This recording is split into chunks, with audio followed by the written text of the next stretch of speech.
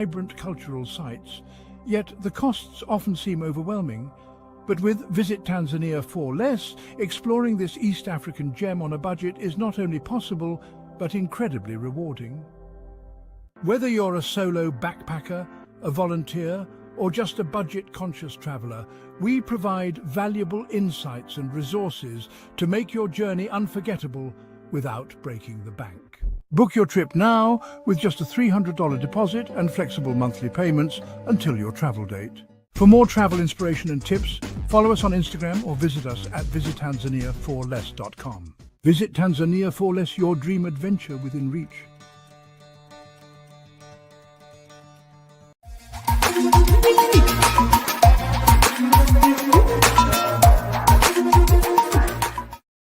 We got that swag. Hey. Welcome to 22. This December the 6th, 2024. I'm Greg Roberts and I'm Melvin Burns. Welcome to the show. We pray that you enjoyed your Thanksgiving. How was yours, my brother? I had an awesome Thanksgiving. Time with family and watching football. All right. Go blue. Yes, sir. Yes, sir. That was great. Listen, just some housekeeping. I want to let you know if you are driving and would like to see this show, our shows repeat themselves on WVS and M106, YouTube, all the medias that's there. What's the weather looking like? Oh, also, show is brought to you by Bishop Customs Series and Entertainment. For all your entertainment needs, see the Bishop. All right. What's the weather looking like? Well, after kind of a rough week, things kind of mellowed out a little bit today. We have a high of 33. No precipitation expected. Tomorrow will be a bit windy, low 30, high 43. Sunday, cloudy, low 36, high 43. Monday, 50% chance of rain and snow mix, low 37, high 46. Tuesday, low 30, high 40, still cloudy. And a Wednesday, low 26, high 30. And then next Thursday, low 23, high of 32 as temperatures begin to drop a little bit. We need to get that music going again because somebody's celebrating their 6th birthday this weekend. I just want to say to people, you know what? 60 years, I didn't even think I would see 50. I'm not gonna lie. You know, I just feel blessed and honored that God has given me this time, and so. To my wife and everybody and my friends and family, I want to say thank you for all your love and support. It's what a ride, 60 Monday. So thank you very much. But let's get to the interview. We have two new guys that are going to educate you on a new subject that you need to. Pastor Melvin. Okay, our guest today, we have Mr. Ira Williams, who's the Chief Operating Officer of Infinity Staffing Professionals. And also with him is Parker Aerts, who is the Chief Financial Officer of Infinity Staffing Professionals. And I want these gentlemen to first welcome to the show. Take a moment just for people that may not know you, introduce yourselves and tell folks a little bit about yourself and your background. How about you go first? Ira Williams, born and raised in Muskegon Heights. I came back home shortly after leaving for college. Was there a couple years and have been here since. I love Muskegon. Mm-hmm. We've heard everything. It's not worth being here. There's not any opportunities. You can't do this. You can't do that. I love it here. Right. I love it here. I'll be here as long as God allows me to be here. And my work is not done yet, which is kind of what we're doing here. So started this entrepreneurial journey a long time ago. I can't even count the years now. I dipped and dabbed in network marketing, was pretty successful with a few different companies. And in the corporate arena, just been in sales development, associate development, recruiting, training, that type thing for quite some time. So I'll let Parker talk about himself. I'm a tiger. All right, Parker. That needs to be said. I'm a tiger. I'll let Parker talk about his history. Yeah, I'm a Reese Puffer Rocket through and through. So Okay. grew up here in Muskegon. Okay. I'm a young fellow. I'm 24 years old. Okay. So I went to school. I went to CMU on a track and field scholarship. Went there also on a education merit-based scholarship, and then also a leadership advancement scholarship. So was super blessed. My time was cut short there.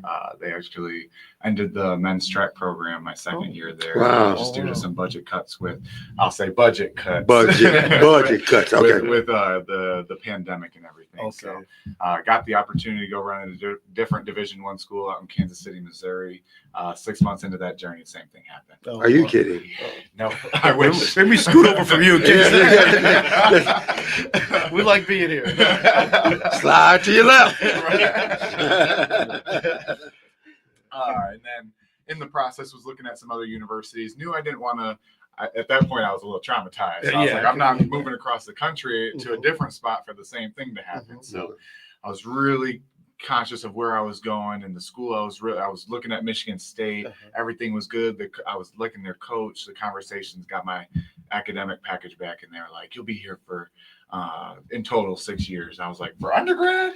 Yeah, no way, no way." So I ended up just deciding to go back to CMU, finishing out my academic journey there. Got my degree in entrepreneurship, minor in leadership. Okay. And then just have been in Muskegon ever since. I mean, came back, and I don't know if I'll ever leave. I mean, I think I'll go and see what the world has, like Sure. in other spots, visit, Uh-huh. journey, all that stuff. But I love Muskegon. I mean, I could do without the snow, Yeah. but there's Yeah. nothing like Muskegon. Sure. I mean, you could Yeah. Grand Haven's great. I mean, Whitehall's great. All these the Lakeshore, but there's nothing like Muskegon. Gotcha. With that said, there's nothing like Muskegon. I want you to say and talk to people right now, because people will say there's nothing here. Would you please put an end to that myth? Listen, let me tell you, I've been many places throughout my life, and nothing's like home. Nothing's like Muskegon. The hospitality of the people, the lake, even the seasons. Being able to experience the different seasons and all those different things. And every day presents its own challenges. Mhm. And I welcome those challenges because it also welcomes opportunity. Mhm. So, if you've left because of this reason or that reason, or maybe something unfortunate happened to you, come home. Yeah. Come home for those of you who are from here and have moved away, and those of you who may be looking at Muskegon as a place for you to move to. It's lovely here. It's lovely here. The snow is beautiful right now. We don't have all the slush and everything, but it's a beautiful place to live. I often talk to people in the summertime when I'm down by the Holiday Inn and the hotels, and they say, "You guys just don't know how blessed you are to be by this water." Okay. So for me, that's the biggest thing. I love to fish. I'm not going out on a boat. I fish on the bank. He will not do it. He won't. Hey, we do where I work. We give swim lessons, so Exactly. He'll be there. So, and unbeknownst to people, a lot of pilot programs that have been rolled out in other parts of the country, even other parts of the world, were created right here in Muskegon. Mhm. So, Yeah, people don't know this next generation of leadership that we're seeing. I mean, you look at Rachel Gorman at the chamber, you look at Jonathan Seaforth, the city manager of Yes. Muskegon. Just this next generation of leadership is really taking the charge, because they feel the same way that I do. I mean, when I get out there and, oh, Muskegon this, Muskegon that. I mean, you all experience it as well. Mhm. But I think my generation has just had enough. We're not doing this. We love Muskegon. We've a lot of us, you look at Jocelyn Hines, we've had opportunity after opportunity after opportunity present itself outside of Muskegon. And it's like, why? If I can do that here in Muskegon, I know how we can do that. and are willing to do it. And we're willing to do it. Okay. So I think that's the big thing right now is we're seeing this next generation of leadership come in and say, it doesn't just have to be Grand Rapids. It doesn't just have to be Detroit. We're going to put Muskegon on the map as well. Okay. And so we're taking everything that, prior generations have done, that they've tried, they've maybe not seen success on, the things they have seen success on, the learning opportunities. We're taking those and saying, let's look at history, but then let's use history to make a new way forward. So That's good. Yeah. So I think our generation's really trying to do that right now. Okay. So So talk to us about Infinity Staffing Professionals and what you guys are and what you do. yeah, for sure. So So I mean, Ira and I, just met by chance, and then all of a sudden, I mean, it was in our last job before we found our forever job, I would say. But we unbeknownst to us, our families have strong, deep ties and history and stuff. So I've never met Ira before, and then all of a sudden, he knows people that I know, and so it worked out. Okay. And so we just have had a great relationship, I would say, since day two. Yeah. Day one, I really like it. Hey, keep it it. was always thought like they would fight on the playground when you were in third grade or something like Keep that. it 100. Keep it 100. Yeah. So since day two, Okay. we didn't like each other on day one. He liked me. Ira is the most positive. If Ira doesn't like you, there's probably something wrong, because Ira likes everybody. And so, but yeah, I didn't like Ira day one. So yeah, we met and we just knew that there was something there. We knew I'd heard his mission, his vision of the staffing arena, and how he really wanted to change the industry. Because this industry, man, it's tough. It really, really is. People just get taken advantage of, unfortunately. And I just heard, Ira's mission and vision to help people, to impact everyday folks, just like us. We're everyday folks, Right? And just make a difference in our community. And as soon as I heard it, I was like, yeah, I got to do that. Okay. I'm on, I'm on board. Whatever we got to do, let's do it. And so ever since then, I mean, we hit the ground running. Made sure we made the right connections at whether it's city of Muskegon, Kent County, it doesn't matter. Like we're everywhere. We love to just get out there, network, be involved, like just everything. So I'll let Ira talk a little bit more about his mission and vision and how that became our mission and vision, and just go from there. Yeah. Well, thank you, sir. So it was definitely day two. In all fairness, I was thrown into a situation that wasn't fully articulated to him. Parker was my general manager at our previous job. And like you said, throughout our time there, I recognized immediately that this was a young man that was full of fire, full of drive, full of potential, full of innovation. And his previous mentors hadn't really taken him under their wing.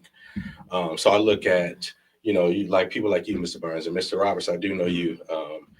But I look at a lot of people who were influential in my life. And I really paid attention, and you guys really made a positive impact, but nobody really came and said, okay, Ira, let's go. Right. And right, wrong, or indifferent. That's not the topic, but I saw something in this young man, and I wanted to help him sharpen what he already had. Okay. So, my goal, I've always loved people.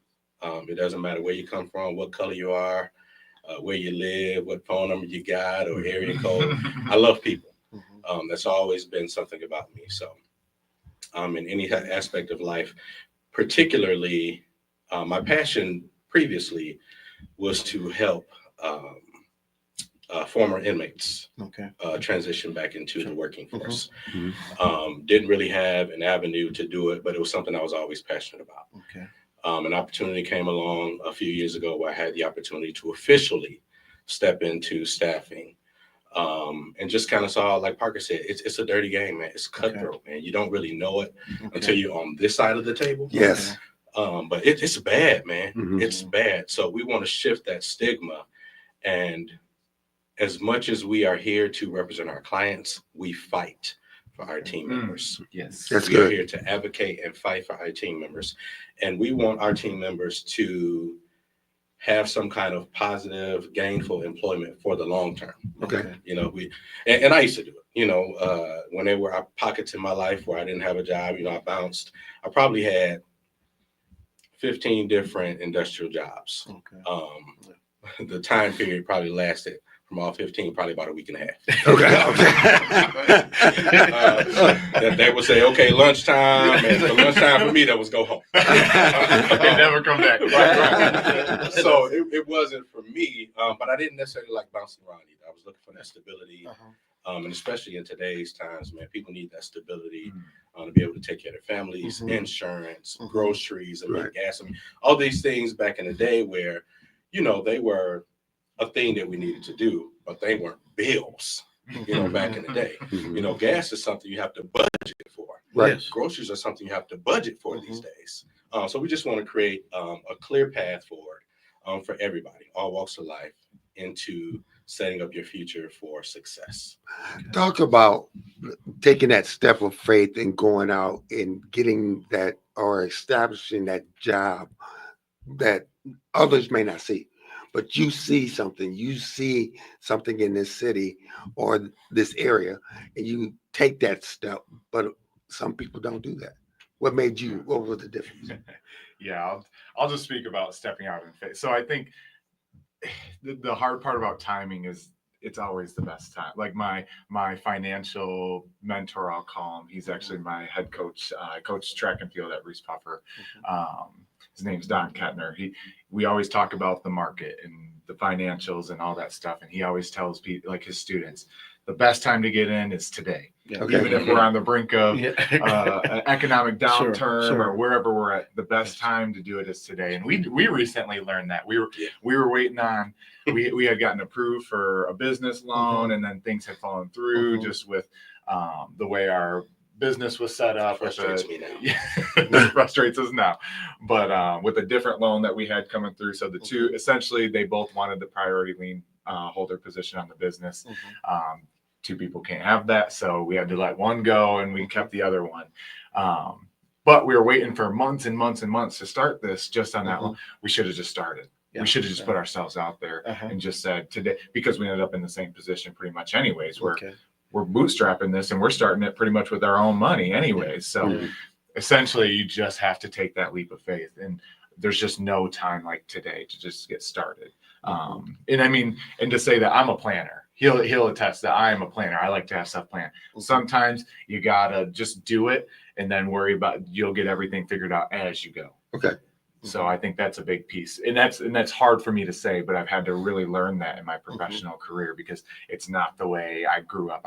I thought you had to just piece everything together and then take the jump once it's right, but then you're not really jumping at that point, and the opportunity is probably gone too. So when an opportunity presents it, our clients, some of our first clients don't know. We weren't ready to take on clients when we first started. We had no business. We had no business. Our first couple, I was like, man, wow, we don't have this and that. I would be like, it'll be fine. We'll make it work.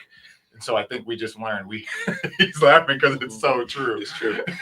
But you just have to take the leap of faith in everything else. Not saying that you don't have to do any work to get there. But everything else, you'll take care of it, and it'll be all right. Now, with that said, it's 2:21 already. Okay. Wow. So let's talk about your business, locations, Who what you to do. get another 30 minutes? You know what? Come on back. We'll schedule it. But talk to people about the nuts and bolts of your business, what you guys are trying to obtain, who should come to you. Give that shameless plug right now. Everybody. And I say that with 100% conviction. If you are jobless and you're looking for a job, come see us. If you have a job you're not happy with and you're looking for something better, come see us. If you have a career where you're on a salary job, but you just want more, you're striving for something better, come see us. We have opportunities for everybody. I don't care if you lost your job yesterday. I don't care if you got out of incarceration this morning, if you have substance abuse, if you have some mental health, come see us. We have avenues. We're partnered with a lot of different organizations to help everybody out. And again, we're truly here for the people. Stress that again, because so many people make these assumptions about they can't find work or can't find a job, whether it's a criminal background or, hey, I got fired from the last job. Stress to people importance of, we hear numbers about, we see help wanted signs, and sometimes people don't know how to get from my current state to getting in the door at that company. So talk about that and what things you guys do to help people. One quick point, then I'm gonna pass it to you. So there's a weird disconnect, because the people that are looking for jobs say there's no jobs. And then the companies that we talk to on a daily basis, they say there's no workers. Right. So we're trying to bridge that gap between the two of those. But and I wish we had more time, but first and foremost, you need to be mentally prepared to work. Somebody told me a long time ago, one of my mentors, go for the job that you want, not for the one that you necessarily. Please say that again. Pass the plate, because he's starting to preach good. That's another show. Now he gave me a quarter in the pocket. All right. You want, not for the one that you necessarily want. Love it. Unfortunately, everything is relaxed these days. Yes. These days, people come to, and I hate to say it, but it needs to be said. People come smelling like marijuana. Weed. Yeah, like not working. That's they're smelling like not to, working. to an interview. Yeah. Coming in with flip flops on, they coming in with bonnets on, and all these different things. And I get it, but I love your pink bonnet. Not here. No, Not here. no, Not here. no. Yeah. So that's the first thing, mindset. You need to be mentally prepared to work, and we're quite frank with people. You know, we're going to try this another day. Yeah. I want you to go home because we can't send you out to a job like that. Right. You know, we're gonna, and even in my interview process with people, and this is one thing Parker learned from me. In my interview process, it's not just the basic question answer.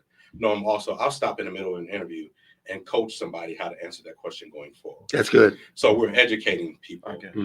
as well. Yes. When we got about 8 minutes. No, and I just to piggyback off that, I sat in an interview with him one time in our previous endeavor, and I just wanted to learn. I was like, okay, just teach me what you've done in the past. And I think when we sat there, I just remember the gentleman came in and he had on some sweatpants and hair was a little crazy and stuff. And Ira stopped in the middle. He's like, I can't even focus on you right now. I gotta let you know the way you came in here is inappropriate. Let's try this again, and gave him the tips and tricks and the opportunity to do it again. We give folks the opportunity. That's good. And we were really, really intentional when we started this, that we're industry agnostic, I tell people. So we don't just do industrial staffing. Okay. We don't just do healthcare stuff. We do it all because we want to be a place where everyone feels welcome. And again, we have some partners that accept folks with criminal backgrounds and stuff like that. We're really intentional as well about making sure that our clients, I call them partners, our partners are on the same page about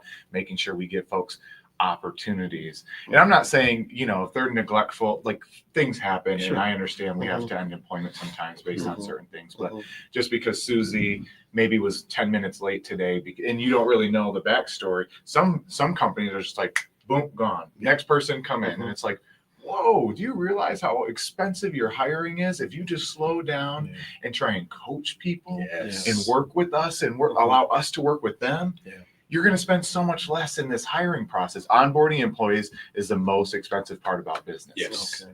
Business owners don't understand that piece because they don't really see those numbers. Right. They don't. Melvin, let's go to the board. I can't see the board. Staffing agencies can be a great vehicle for gaining a record or substantial, employment listing one agency as opposed to showing several independent temporary jobs. Thank you, Benita. Hey, Miss Benita. So, what do you think about what she said? I didn't really. I was trying to She said, read as well. So Oh, it left us. She's talking about, to bring it back up. It's saying that staffing agencies can be a great vehicle. yeah. For getting sustainable employment and listing one agency as opposed to showing several independent temporary jobs. So the old day when, Okay. like you kind of said, you go this week one temp job, 1 week this temp job. Right. So, unfortunately, some people don't have an option. So depending on what your particular situation is, a staffing agency can be good because we're like a booking.com or priceline.com. Okay. We're going to shop you for what's going to be the best fit for you. Okay. Not just putting you at a job just because you need a job and they need somebody. Yes. No, we want to make sure that that's a job that you're going to be successful in based on your skills, based on your endeavors, what you want to do. The other piece is in a lot of situations, people will take an opportunity on somebody coming through us than they will for that person coming directly through the company's door. Okay. So they get a free look at somebody for that particular time period, whether it's 30, 60, 90 days. And then maybe after 45 days, they say, okay, Parker will work out. We'll take him on as a full-time employee right now. Okay. So give phone numbers, how people can get in touch with you, because there's so much that we need to talk to you guys about. But tell people how to get in touch with you. infinitystaffingpros.com. Go there. You can click on our job listings. You can email us, Parker or Ira at Infinity Staff. Parker at Infinity Staffing Pros. People are going to put Parker or Ira. Parker at infinitystaffingpros.com, Ira at infinitystaffingpros.com, info at infinity, doesn't matter. Right. At infinitystaffingpros.com, that's where we're at. So, yes, absolutely. Yep, call us today. Yep. Call us today. How long have you guys been in business? Just got started this year. Yes. Yeah. So 7 months. So fast forward to your first year. What will success for your first year look like for you guys? I think I don't want to measure it in a dollar amount. We've just overcome a lot of barriers this year. Just a lot of taking that leap of faith. If I had to say a dollar amount, we missed it. We didn't make it, but that's okay because we know that we're treading forward, and that's all that matters. I think we're exactly where we need to be, and we're meant to be. So I think we're successful just because we're here today, honestly. Yeah. So and I'll say that as far as the dollar amount goes, it needs to be said that the reason why we haven't financially done as well as we probably wanted to is because we've taken some hits to make sure we get opportunities for people. Okay. We've scaled back our rate, yes, so that we can get opportunities for people. Yes, That's good. Yes, That's Yeah, good. yeah. And I think the fact that we had, when you take into consideration my experience and his experience in drive and everything, even with all that in place, we still had a lot stacked against us. But the fact that we're still here is a success. Yeah. And the future looks bright. We have so many companies that want to work with us, so many community partners that want to help us, so many partners or so many people on the state level, Right. even a couple on the federal level that want to work with us. Okay. So the future looks extremely bright. So would you guys do us a favor? Come back because there's meat. There's some meat that we need to get into. Yes, absolutely. Okay. Absolutely. Guys, look, time flies, and we know the board is lighting up. It's 2:31 and time is flying. We're gonna take a commercial break. It's torn into 103.7 to be in M106. We see you in a second. What's something people don't know about community impact? A simple donation can transport kids to the heart of Ghana, opening a world of possibilities. Since 2017, thanks to 103.7, the Beat and community supporters like you, dozens of kids have embarked on a journey of a lifetime to Ghana. This isn't just any trip. It's filled with learning, adventure, and joy. These kids are diving into a culture rich in tradition. They're learning about the world beyond their textbooks. This program educates and connects communities, building bridges. Your support can light up a child's life. It's an exploration of potential and a celebration of new friendships.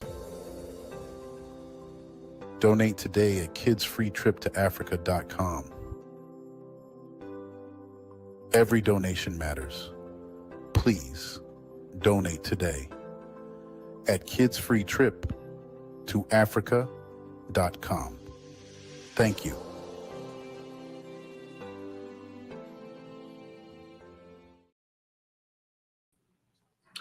And welcome back to Torn Into 2, and we're gonna move to get this camera. Hey, let's just go on and just do the whole slide thing. We'll just do a scoop. Just do it, the boost scoop boogie. All right, time is flying, and we have another interesting. Boy, we just have some great guests. Get the intro on our next person. I got a little distracted here. My apologies. I apologize for that. Our next guest is author and publisher. He's an author, but he's wrote and directed and produced CIA, Drugs Are Us, Drugs as a Weapon. He's got extensive knowledge in this whole idea of how drugs have infiltrated our community in different levels, and the government's actions or inactions are related to those. He just published a new work. And so we're excited to welcome to the program today, John, I believe, Potash. And you guys got to bring them up. Of course, we're on live, so bring them up for us, please. This is what happens on live radio. Live radio. Yeah. Things happen, computers crash. But we're excited to get him on. Hey, thanks for having me on. Can you hear me? Doing, sir? Good. Thanks for having me on. It's good to be on with you guys. Thank you for waiting. We were dealing with that interview went long, and we got to make sure that we get everything out with you as well. Yeah, thank you. Tell people a little bit about yourself. Sure. So I started working as an addictions counselor back in 1989 and started hearing stories and finding out more about the drugs in our communities, and started researching the Black Panthers and started researching. I was doing activist work on the side, and I was involved in anti-war activism against the Iraq War back in 1991, I believe it was, when an activist gave me a copy of the Kerry report about how the CIA was trafficking cocaine into the country. And that was long before Gary Webb, came out with his great work in about 1995 or so. And so I started researching all of that, and then also researching the history of heroin in our country, from opium shipping families in the 1700s that were our wealthiest families in the United States were doing that with the British wealthiest families. And then they started the Ivy League colleges and used that influence and kept shipping opium, but also added cocaine to their trafficking and making money off of us while also, disrupting our communities. And then I found a project called MK Ultra that the CIA had started in 1953 that was the use of drugs for unconventional warfare. And people usually think of the CIA and unconventional warfare as using, drugs maybe overseas for that warfare. But I came to find that they were using that warfare with drugs on anyone who dissented from the wealthiest families' racist pro-war agenda. Mm-hmm.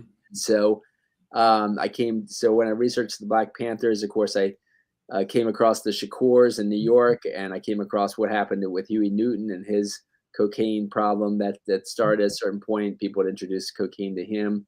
And so I came out with the first book about the Shakurs and wanted to show the hidden history of that great family of incredible grassroots leaders, where Sayuddin Abba Shakur was a close associate of Malcolm X's. And then I showed through the Shakur family how the U.S. intelligence had led the assassinations of Malcolm X, and then how the tactics they used with Malcolm X, they used against Martin Luther King.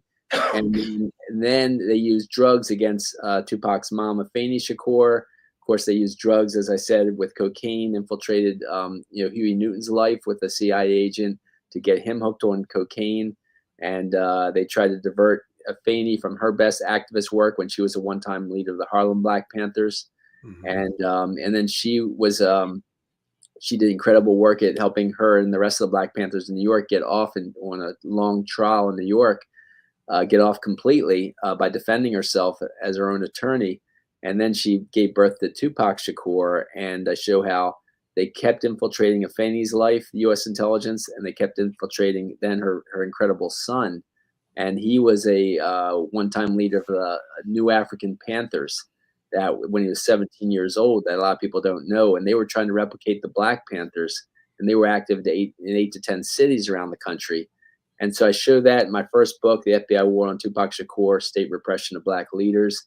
And then I show it also more in my second book, Drugs as Weapons Against Us, the CIA War on Musicians and Activists, which I turned into a film.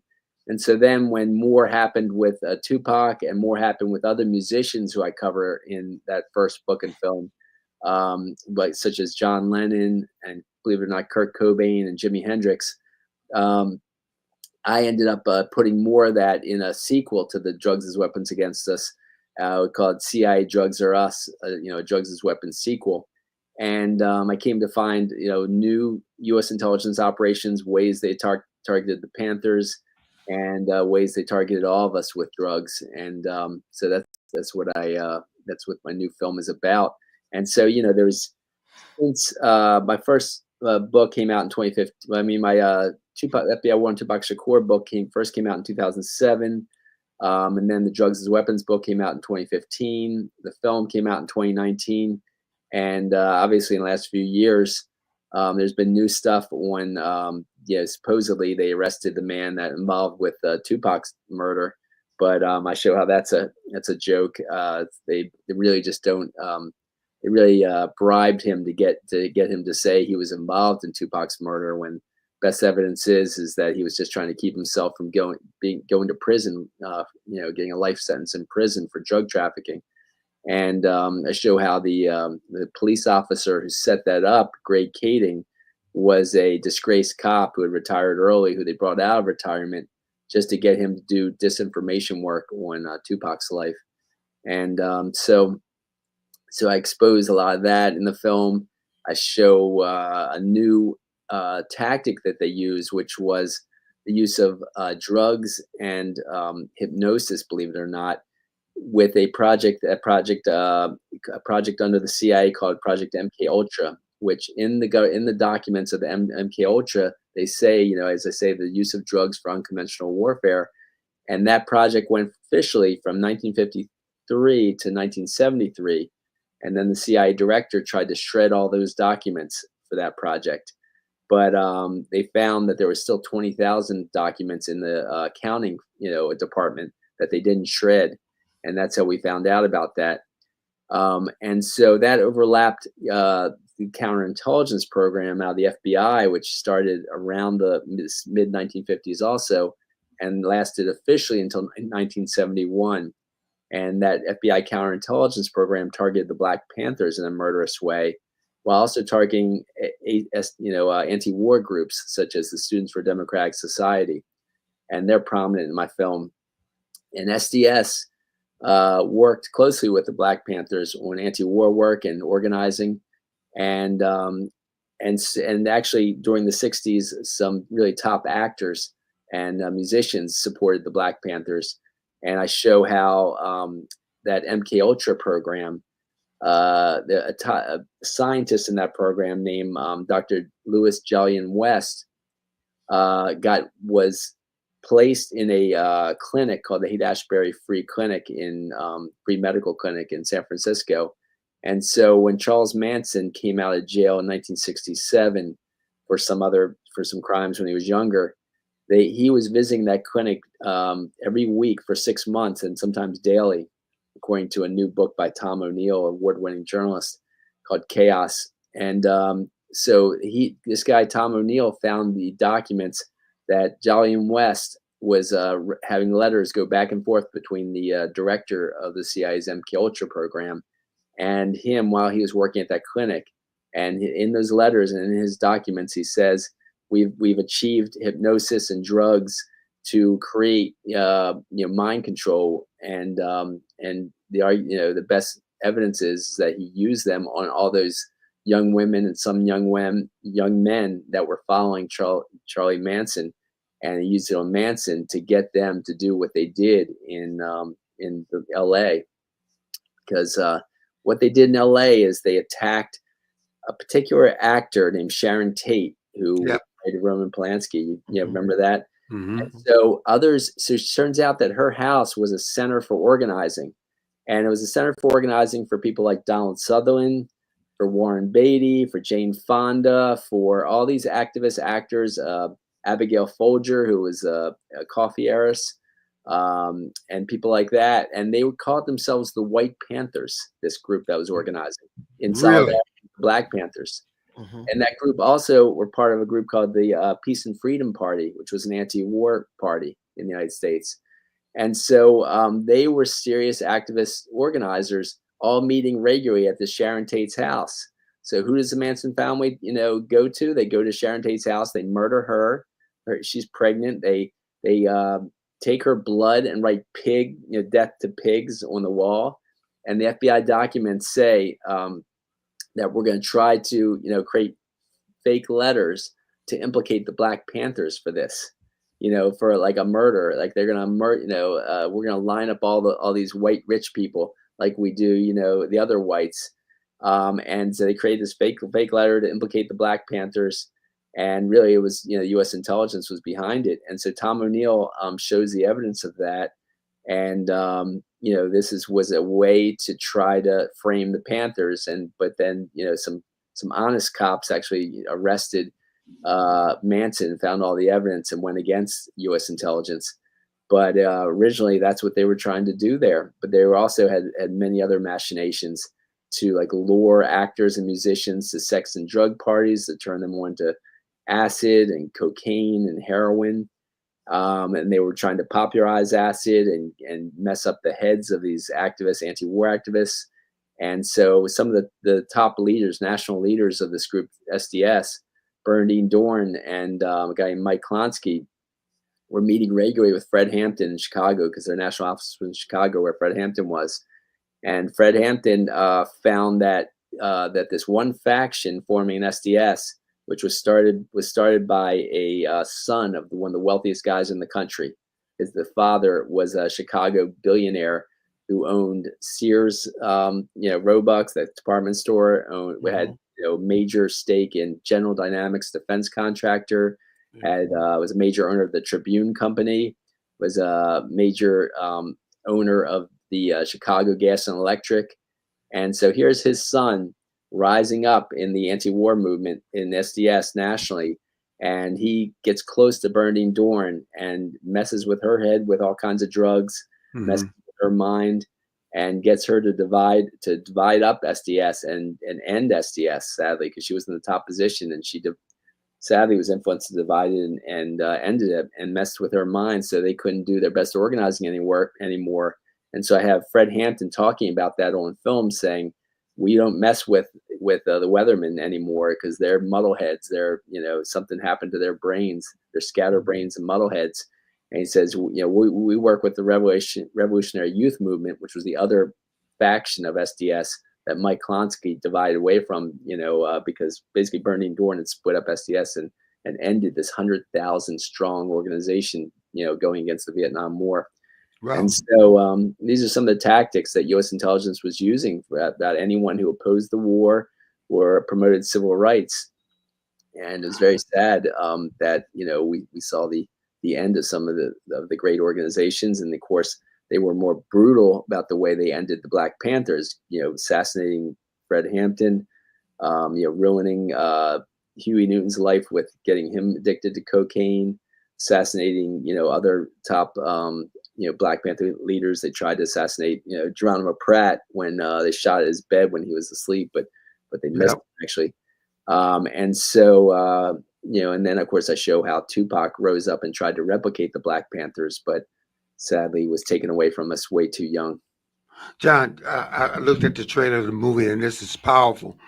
You gave us a lot of meat there to chew on. Some people could say that this is a bunch of conspiracy and stuff like that, but there are actually facts, written documents over years and years that how the government has been involved in these activities. Right. Yeah. So I started researching this in 1991 and came out with, as I said, the FBI War on Tupac Shakur and Black Leaders book in 2007, the first time. And I gained FBI documents. I showed them in the book, show some of them in the film. I gained CIA documents that I show, in my books and films. And, and I did hundreds of interviews of everyone from Tupac's first business manager, Watani Tayahimba, who was the founding member of the New African Peoples Organization, and his national lawyer, Chokwe Lumumba, the late Jackson, Mississippi mayor, who was also founding director of the New African Peoples Organization. And Watani was a former LA Black Panther. And these were some of Tupac's mentors that people don't know about as well. But I also talked to his New York trial lawyer, Tupac's New York trial lawyer, Michael Treef Warren, who gave me loads of the trial documents that I show in the film about how he was set up on that first, supposed sexual abuse or rape trial, they called it. And just, it's very sad what they did. But yeah, all the interviews and are quoted. I have endnotes. I have 1,000 endnotes in both my books showing exactly where the sources come from and pictures, as I say, of a lot of the documents. When we talk about going back to the 50s, the government behind these things, is there a specific theme that runs through? Is it certain actors that perpetuates this sort of war against certain people over the decades? Yeah, well, I find that the wealthiest families in the country, their names keep coming up throughout. The Rockefellers, the J.P. Morgan family, the Harrimans, the Carnegies, they were involved in so many ways with U.S. intelligence. The Ford Foundation, the Rockefeller Foundation funds would fund this MK Ultra project when government money would dry up, when there was a sentiment against it. When John F. Kennedy, President John Kennedy found out about MK Ultra, he tried to close it down, and they kept running it behind his back. And then he found they were doing it behind his back, and he tried to close it down a second time. And of course, they assassinated him. But they also changed the name of MK Ultra to MK Search. But it was basically the same program, just still running, from 64 when they changed the name, and kept running until 73. And so, yeah, these families, Rockefellers owned Standard Oil, they owned Chase Manhattan Bank, and JP Morgan family, of course, had their super large Morgan Bank and so many other properties and assets. But now JP Morgan Chase have merged, and they're the largest bank in the world. So Rockefeller had a cousin infiltrate the music scene to start these crazy sex and drug parties to lure actors and musicians to their parties and get turned on to LSD and cocaine and heroin in the 60s. And that was another technique they used. And they also, by 68, these sex and drug parties became, had the Manson family be part of them. And they had all these underage girls that were the victim of drugs and hypnosis, acting like sex robots, at these massive orgies to lure more and more musicians to these, to using all these different drugs and possibly to blackmail them, because a lot of these were underage girls. So, John, you mentioned about what happened in the past. Do you see currently that these same tactics are being used today? Yeah, and so a front group for the CIA's MK Ultra program was a group called the Human Ecology Fund. And the Human Ecology Fund, some people knew they were getting money from the CIA directly, but most didn't. It was a front group. Anthropology Today, the magazine, came out with an article saying that the Human Ecology Fund that was funding the experimentation with psychedelics and other drugs they were funding 45 or so colleges around the country and 40 plus prisons, 40 plus hospitals to run these experiments with LSD and psychedelic mushrooms and all kinds of other drugs that they were testing on people, and they would give people a lot of money to try these drugs. And so Timothy Leary was famous of the professors getting that kind of money, and he ended up admitting in an interview that he knew he was working for the CIA since 1962 by getting that money. Other professors maybe didn't know. But what I found is there's a new group called MAPS, which stands for the Multidisciplinary Association of Psychedelic Studies.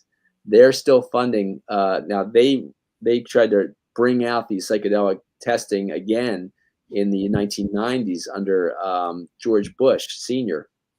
And we know George Bush Sr. was one time CIA director in 1976. And so Bush Sr. greenlighted MAPS to start doing psychedelic research.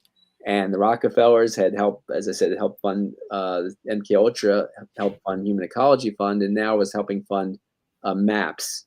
And so they pretend like they're grassroots, but they're really funded by billionaires, and the same billionaires that were funding the other stuff. And they're still, funding these experiments at Hopkins, Harvard, and all the other places they were doing it back in the 60s.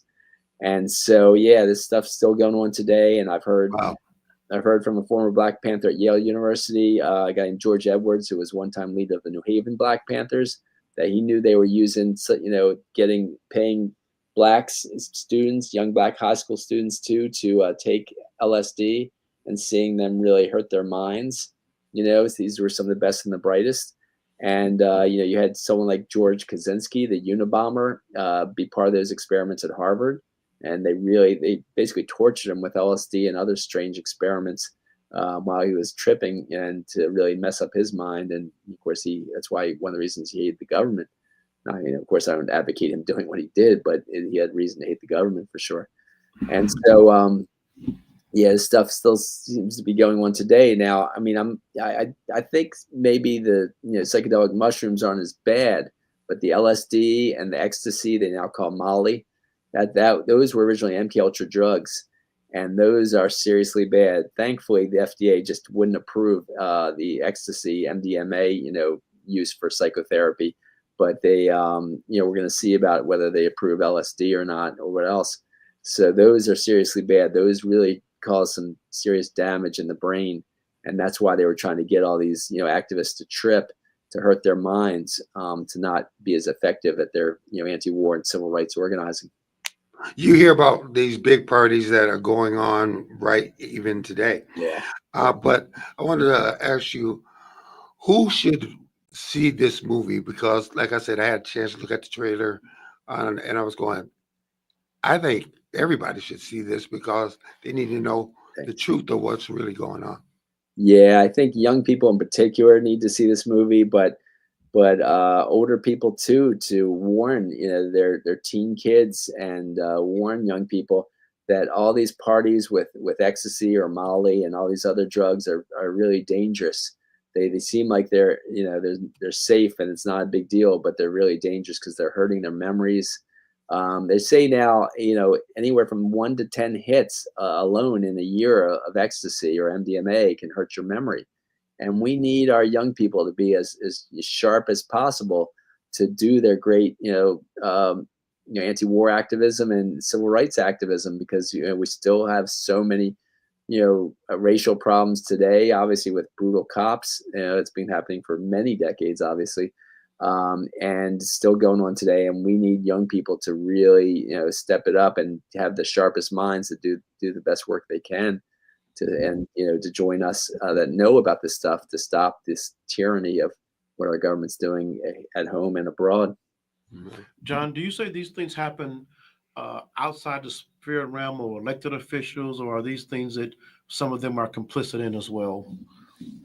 Yeah, I don't know how much elected officials knew about it all going on behind the scenes or not. I really don't. I really focus on U.S. intelligence. Mm-hmm. I do think that some did, probably, like George Bush Sr. definitely did, being former, head of the CIA.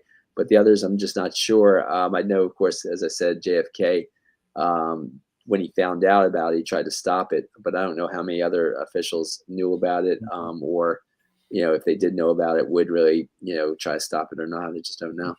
John, we're running short here, but tell people how they can see the movie, and give us all the information.